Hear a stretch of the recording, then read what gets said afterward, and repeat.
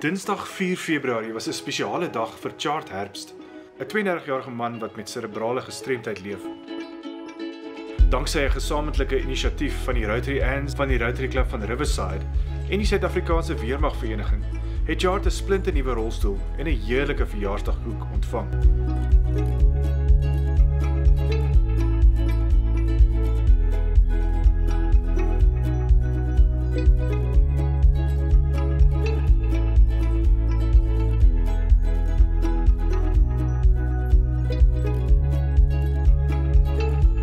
Sy ma, Ansie Herbst, 'n enkel ma van 3 kinders, het na die Rotary Ants uitgereik vir hulp om 'n rolstoel vir Chart te bekom.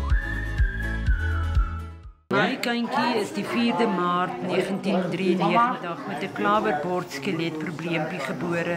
Die regterkant van sy gesiggie was so terug gewees. Volgens Ina Labeskagni, die president van die Rotary Ants, is sy deur Herbst gekontak, waarna sy 'n boodskap op 'n WhatsApp-groep van die Rotariërs geplaas het. Colin Church, wat beide 'n lid van die Suid-Afrikaanse Weermagvereniging en die Rotary Club van Riverside is, het op die boodskap gereageer en kon met behulp van sy kontakte by die Suid-Afrikaanse Weermagvereniging met 'n skenking van 'n rolstoel help.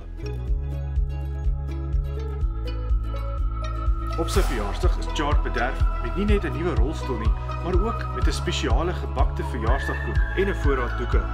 Hierdie gebaar het 'n groot verskil gemaak in die lewe van Chart en sy familie. 1, 2, 3.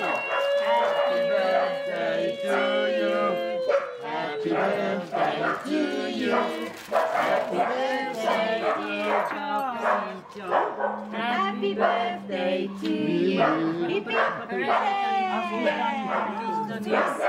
Kan je maar die kaarsjes Blos.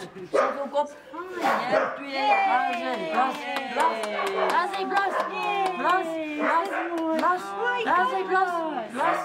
1, 2, blos.